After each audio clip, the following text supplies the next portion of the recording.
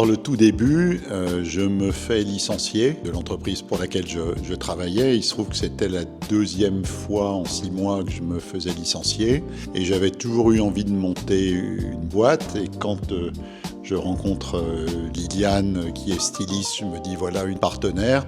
Et donc je la mets un peu dans le fait accompli, venant un mardi à 15h du bureau, lui disant non, t'inquiète, on va monter une boîte. Ça s'appellera Captain Tortue. Ouais. Tu feras les vêtements, tu dessineras les vêtements et moi je ferai le reste. Mais la vraie bonne idée, c'est Liliane qui l'a eue. Oui, parce que puisqu'il se fait licencier 2 fois de suite, il nous manque un petit peu d'argent pour monter cette belle aventure. Donc on a commencé à réfléchir, on voulait vraiment faire une marque, faire de l'enfant. Tout était assez clair dans notre tête, mais après c'était comment va-t-on financer tout ça?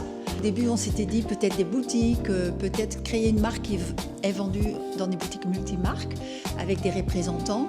Mais tout ça, ça coûtait trop cher.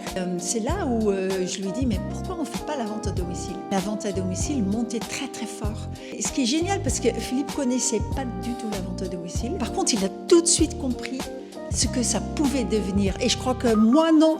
Moi, je connaissais les systèmes, mais je ne voyais pas à quel point on pouvait monter quelque chose de grand avec.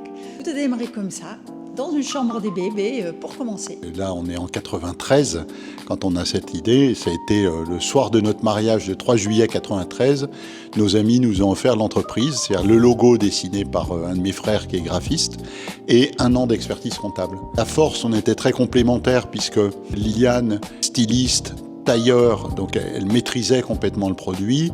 Moi, j'avais toujours été acheteur dans la grande distribution en textile, donc on était très complémentaires et franchement, on part, on ne sait pas où on va. La première réunion a eu lieu chez une de mes sœurs en Bourgogne. C'est ce qu'on appelle une bonne réunion, puisque j'ai fait un certain chiffre d'affaires, 3 000 francs à l'époque. Et surtout, j'ai daté un autre atelier et j'ai recruté ma première conseillère. Tout était fait par nous manuellement. C'est Philippe, la première conseillère en fait.